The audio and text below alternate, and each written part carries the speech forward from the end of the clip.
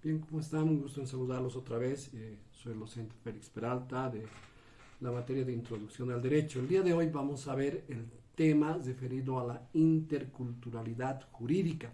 Este es un tema bastante reciente, bastante nuevo y que tiene que ver también, ¿verdad?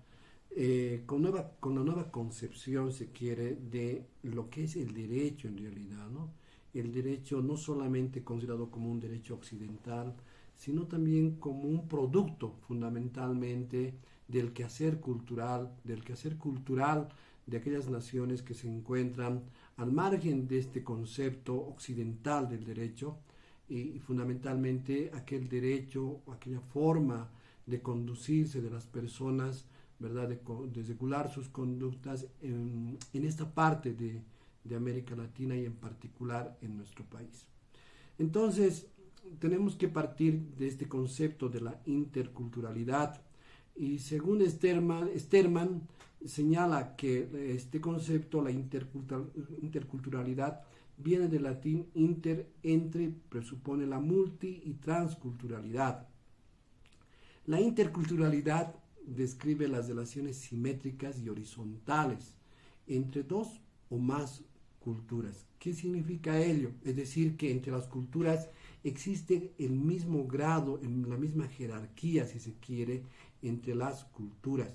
Es importante recordar qué vamos a entender de principio por cultura. Y cultura es nada más que un producto de una comunidad, de una sociedad, de una comunidad de hombres, y esta cultura tiene que ver con el quehacer de este conjunto de personas que viven en común. Y esta cultura expresa también sus usos, sus costumbres, su religión, su música, su arte, su derecho, ¿verdad? Entonces, el elemento cultural tiene que ver con todo ello. Por eso es que cuando ustedes escuchan, por ejemplo, se habla de la música, por ejemplo, la música es un elemento cultural de una sociedad, de un grupo social en particular.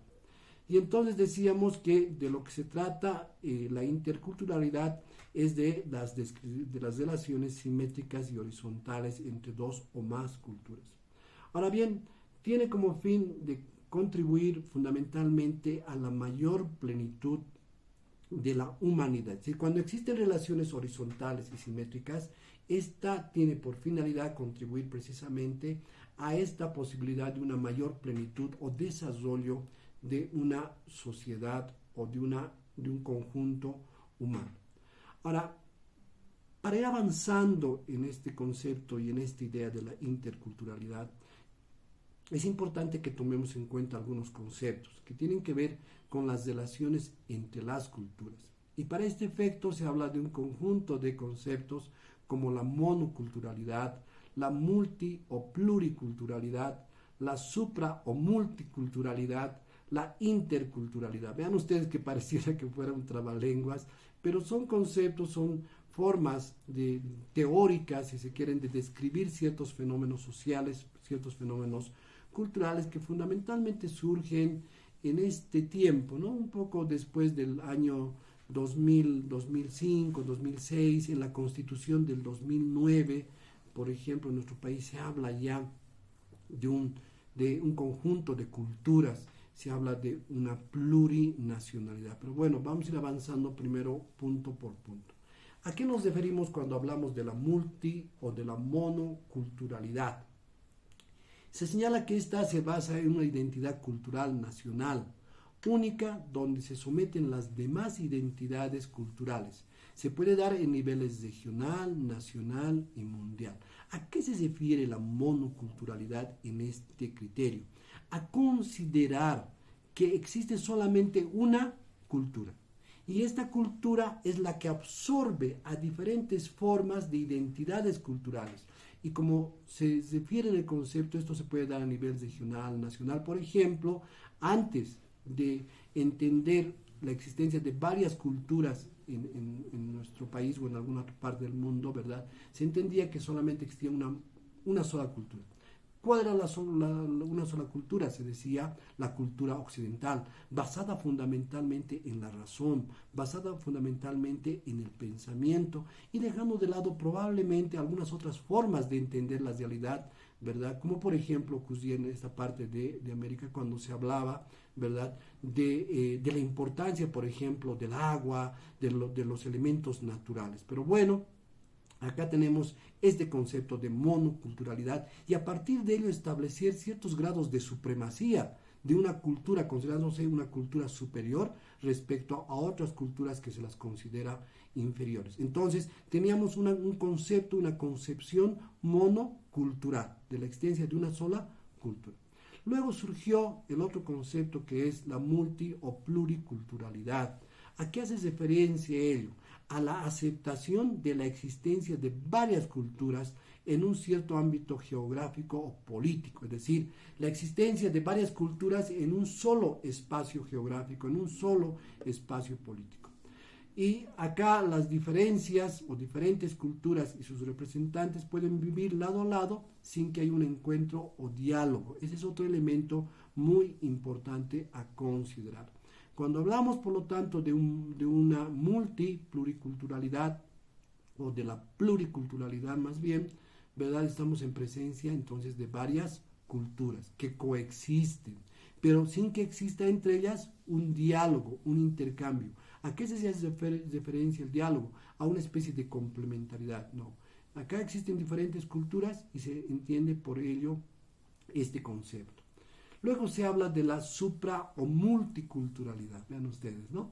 Se pretende establecer la universalidad de valores, normas, significados y verdades, recurriendo a un mundo más allá de cualquier determinación cultural, como se presentan, como por ejemplo ocurre con los derechos humanos en su declaración de 1948, ¿verdad? Entonces, se habla de una supraculturalidad, es decir, los derechos humanos se entiende que responden a un concepto que tiene que ver con los derechos del conjunto de las personas de todo el mundo. Por lo tanto, se entiende que esa cultura es una supra o una metaculturalidad en definitiva, ¿no? Y estas normas, estos valores se consideran como verdades y se habla en este caso del mundo. Ustedes entenderán que, por ejemplo, esta concepción de los derechos humanos se entiende que es un conjunto de derechos que le asignan a las personas o les asisten a las personas por el único hecho de ser personas, de ser humanos. Luego tenemos la interculturalidad y esta describe las relaciones simétricas y horizontales entre dos o más culturas para enriquecerse más bien mutuamente y contribuir a la convivencia humana. Entonces, vean ustedes acá, en la interculturalidad se diría que existiría un diálogo, una convivencia horizontal, simétrica, sin una superposición, ¿verdad? Es decir, aquí existe una horizontalidad, es decir, son iguales, en definitiva, estas culturas que coexisten, ¿sí? Por otro lado, se habla de las relaciones entre culturas y a este efecto surge también algunos conceptos que tienen que ver, por ejemplo, con la superculturalidad. ¿Qué es la superculturalidad? Esta establece una jerarquía entre las culturas existentes. Por eso viene a expresar esto de superculturalidad, una supremacía, una jerarquía de unas sobre las otras.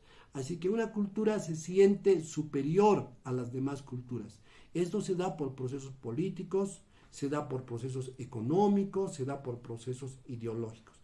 ¿Qué pasa, por ejemplo, con la cultura, les decía, ¿verdad?, con la cultura occidental, con la cultura europea? Se considera una cultura superior a las demás culturas. Por ejemplo, a la cultura china, ¿verdad?, a la cultura maya, a la cultura aymara, ¿verdad? Entonces se consideraba una cultura superior, o se considera más bien una cultura superior, la cultura europea, occidental, basada fundamentalmente en la razón, a partir de los grandes pensadores filósofos en Grecia, ¿verdad? Y a partir de lo cual surge una concepción del mundo, una expresión cultural de de esta forma de ser que está fundamentada, reitero, en la razón, y a partir de ello establecerse como una supercultura, una superculturalidad. Luego se habla de la transculturalidad. ¿A qué hace referencia a ello? Hace referencia a una cultura real. Una cultura real que es el resultado de superposiciones, reestructuraciones. Es así que las culturas de ayer han trascendido hacia culturas actuales. Es decir, esto de la transculturalidad significaría que, no obstante el tiempo, ¿verdad?, hay culturas que han continuado, han emergido, han superado, si ustedes quieren, el tiempo en cuanto a su vigencia, en cuanto a su supervivencia. Pónganse a pensar, pues, la cultura aymara, ¿no?, que hasta ahora se ha superpuesto a otras culturas y hasta hoy se encuentra vigente en nuestro país, con algunas, por supuesto, algunas modificaciones y algunos elementos de cambio. Pero lo cierto es que sí tiene que ver con un tiempo de superación o de supervivencia más bien, no obstante el tiempo transcurrido. Por otro lado, se habla del etnocentrismo. ¿Qué es el etnocentrismo? Es una cierta filosofía o ideología que se apoya para su validez en la existencia de una nación determinada. Ejemplo, la exaltación de una identidad camba, de una identidad colla, de una identidad chapaca, ¿verdad? Sesgada de una realidad multicultural que se expresa en Bolivia. En otras palabras, ¿verdad?, se habla de una nación determinada como centro, ¿verdad?, de un grupo humano. Se considera, por ejemplo, el grupo, la nación colla o la nación camba, ¿verdad?, como centro de un determinado territorio. También se habla de la intraculturalidad. Son relaciones y características dentro de una misma cultura. Es decir, al interior de una propia cultura pueden existir ciertas expresiones, ciertas características que se van a manifestar, pero reitero, al interior de una misma cultura. ¿Sí? Entonces, estos conceptos es importante que ustedes vayan tomándolos en cuenta. Ahora, por otro lado, se habla también de los fundamentos del interculturalismo. ¿Cuáles son los principios del interculturalismo? Fundamentalmente, los principios del interculturalismo son los principios de igualdad objetiva de las culturas, y se toma como indicadores aspectos relacionados, por ejemplo, con la identidad, con la historia, con algunas otras características culturales que tienen que ver con las condiciones de vida, necesidades racionales, usos sociales, costumbres, condiciones de vida, necesidades racionales que motiven la reivindicación y revalorización en la búsqueda del buen vivir. Entonces, son principios que se dan en la igualdad entre las culturas. Por otro lado, existen principios de la ética procedimental de convergencia. Esta se relaciona con la ética comunicativa, y entre estas se destacan fundamentalmente, para que se tome en cuenta únicamente, aquellas reglas de la alteridad, las reglas de la reciprocidad, las reglas de la autonomía y las reglas de la argumentación. Asimismo, se habla de los principios del punto cero en el intercambio intercultural. Ahora, ¿qué es esto del principio del punto cero en el intercambio intercultural? Para este efecto, se señala que en Bolivia existen diferentes culturas y que piensan bajo argumentos filosóficos, pero sin embargo que mantienen a la naturaleza viva, unida. Es así, en el punto cero, en el intercambio cultural, no hay reservas previas, y el liberalismo tiene 3 posiciones del interculturalismo a este respecto. El intercambio cultural, que no afecta a la reserva de principios, y se reservan el derecho de interpretar la parte sustantiva fundamentalmente de algunos cánones liberales, ¿no? ¿Cuáles son los cánones liberales? Ustedes recordarán que los cánones liberales fundamentalmente se basaron en la libertad, ¿no?, en la libertad del dejar hacer, del dejar pasar, ¿verdad? Que son las bases fundamentales después de la Revolución Francesa, ¿verdad? Que fueron el sustento de la teoría o de la ideología neoliberal. Por otro lado, se habla de los fundamentos del interculturalismo. ¿Cuáles son los fundamentos del interculturalismo? Tienen que ver con principios de universalismo hipotético del punto final en el intercambio cultural.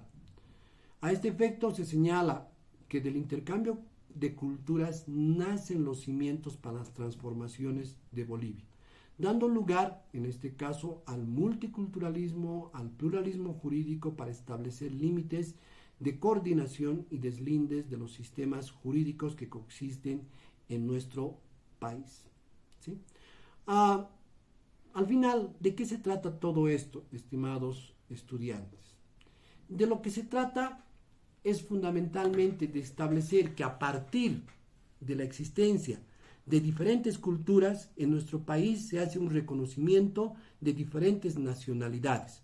¿Cuáles son las 36 nacionalidades que existen en nuestro país? Se habla en nuestra Constitución que existen 36 nacionalidades, ¿verdad? De estas 36 nacionalidades se hace referencia fundamentalmente a la nación aymara, a la nación quechua, a la nación tupi-guaraní, a la nación yuracaré, por ejemplo, a la afro-boliviana, entre otros. Ahora, si bien a partir del año 2009 se reconoce esta existencia y es un principio filosófico, ideológico que plantea nuestra nueva Constitución, ¿verdad? Se dice que muchas veces, ¿verdad? En este concepto de las diferentes naciones se hace un grado de crítica. Si bien se reconoce estos derechos, la vigencia de derechos ancestrales que estaban presentes ya en estas naciones, ¿verdad? Sin embargo, hay naciones que prácticamente son inexistentes, es decir, están conformados por 5 u 8 personas, es decir, prácticamente en extinción. Y pareciera que cuando nosotros hablamos de 36 nacionalidades, estuviéramos diciendo que en algún momento estas 36 nacionalidades estuvieron olvidadas desde la colonia, ¿verdad? Desde tiempos de la colonia y también con el surgimiento del Estado Republicano de Bolivia. Ahora, les decía, ¿a qué se quiere llegar con esto? Se dice que a partir del reconocimiento de estas nacionalidades, ¿verdad? Existe, por lo tanto, diferentes usos, diferentes costumbres, diferentes formas de ser de estas nacionalidades que no necesariamente tienen que ver, ¿verdad?, con un fundamento, en este caso, de carácter occidental que fueron impuestas a partir de la colonia y que siguieron durante la República. Entonces, como una especie de reivindicación política, como una especie de reivindicación ideológica, se plantea la existencia de esta plurinacionalidad. Y entonces, a partir de esta plurinacionalidad se habla, ¿verdad?, de que también estas formas de ser, estas formas de manejarse, de organizarse, ¿verdad?, de resolver sus problemas, se decía y se dice, ¿verdad?, que existiría diferentes formas jurídicas de resolver estos problemas, ¿verdad? Entonces, al existir esto, estaríamos hablando de un pluralismo jurídico. ¿Cuál es el pluralismo jurídico? Que ya no solamente tenemos una forma, una organización o de la justicia ordinaria, sino también se habla hoy día de la justicia indígena originario campesina, ¿no? Entonces, se introduce este concepto de la justicia indígena originario campesina. ¿Para qué? Para establecer precisamente que existen formas diferentes también a los que se debe de conocer a los pueblos. Ahora, no es menos cierto que algunos temas efectivamente se han resuelto a partir de estos conceptos. Por ejemplo, ¿verdad?, hay un problema, sin embargo, en nuestro país, porque tenemos, ¿verdad?, esas comunidades indígenas que luego fueron un poco complicadas a partir del año 52 con el nacimiento de sindicatos. Hoy día la CSUCB, la Confederación Sindical Única de Trabajadores Campesinos de Bolivia, por ejemplo, representa una forma que emergió a partir del año 52 y que tiene una expresión diferente, no necesariamente parecida a una comunidad originaria campesina. Y hoy día, vean ustedes, se habla de originario indígena y campesino, que pareciera que fueran dos cosas que no son al mismo tiempo lo mismo. Es decir, una cosa que pareciera que fuera lo indígena y otra cosa que pareciera que fuera lo campesino, ¿verdad? Pero bueno, lo importante es que, les reitero, surge a partir de ello este criterio del pluralismo jurídico. Es decir, no existe un monismo jurídico, no existe solamente una justicia ordinaria, existen justicias indígenas, originarias, campesinas. Y a partir de ello en nuestro país se ha establecido, ¿verdad?, una ley de deslinde jurisdiccional que ha establecido cuáles son, por ejemplo, las materias de competencia de la justicia indígena, originario, campesina, ¿no? Por ejemplo, excepto aquellas que estén vinculadas a delitos de corrupción, ejemplo, aquellas que no estén vinculadas, por ejemplo, a temas de narcotráfico, ¿verdad? Pero lo cierto es que la justicia indígena, originaria, campesina, tiene diferentes formas de solución, tiene una jurisdicción específica y ciertas materias en las que interviene, ¿verdad? Es importante tomar en cuenta, por ejemplo, el territorio. ¿Dónde ha ocurrido el hecho? ¿Si ha ocurrido en una comunidad indígena o ha ocurrido en otro lugar? Si hubiera ocurrido en una comunidad indígena, es un requisito cumplido para someter la competencia de ese hecho a la justicia indígena, originaria, campesina. El otro tema, el tema de la persona. ¿Quién es el sujeto que ha ingresado en este asunto? Puede ser un indígena o no indígena. Para ingresar bajo la competencia de la justicia indígena, originaria, campesina, tendría que ser un indígena, ¿verdad? Ahora, pero ¿qué pasa si un citadino se va a vivir a otro lugar? No es indígena necesariamente. Se dice, sin embargo, que si ha adoptado ciertos valores de la comunidad indígena, él también debería ser sometido, probablemente podría ser sometido a la justicia indígena campesina, ¿no? Originaria campesina. Y luego el tema de la materia, que les reitero, está sometido al tema del deslinde jurisdiccional, que tiene que ver con ciertos temas que no son objeto de competencia de la justicia indígena, originaria campesina. Lo cierto es que, de alguna forma, pareciera que fuera algo que hubiera innovado. Sin embargo, hay varios temas también que la propia justicia indígena, originaria campesina, los propios indígenas o campesinos, ¿verdad?, prefieren que algunos temas sean resueltos en la justicia indígena, originaria y campesina. Ahora, ¿cuáles podrían ser algunas bondades que en algún primer momento se vio de esta justicia indígena, originaria y campesina? Que probablemente no se acusen a pleitos muy grandes, sino se les hace llamadas de atención, se reúnen entre ellos y establecen las posibilidades de resolver sus problemas. Por ejemplo, en los temas de linderos, por ejemplo, en sus terrenos, ¿verdad? Se pueden resolver directamente a través de sus usos y costumbres, ¿verdad? Incluso el uso de chicotes, de chicotazos como sanciones, como castigos, que fueron controvertidos en algún momento, como les dije, por ejemplo, por el principio de los derechos humanos. Los derechos humanos protegen la integridad, la dignidad de las personas. Y cuando una persona, bajo el concepto de la justicia indígena, originaria, campesina, ¿verdad?, se puede someter a ciertos castigos, se consideran que son indignos, que van en contra de la integridad, de la dignidad de las personas. Bueno, en definitiva son estos elementos en nuestro país. En Perú existió, por ejemplo, el tema de la zonda campesina. Igual es un concepto, es un tema que se manejó a partir de la justicia indígena, originaria, campesina. Bajo estos conceptos es que se avanzó en este desarrollo y en la jurisprudencia del Tribunal Constitucional se razonó respecto a la solución de algunos casos. Quisiera, tal vez para la próxima, dejarles la solución de algún caso a nivel de la jurisprudencia del Tribunal Constitucional. Eso es todo por hoy. Muchas gracias.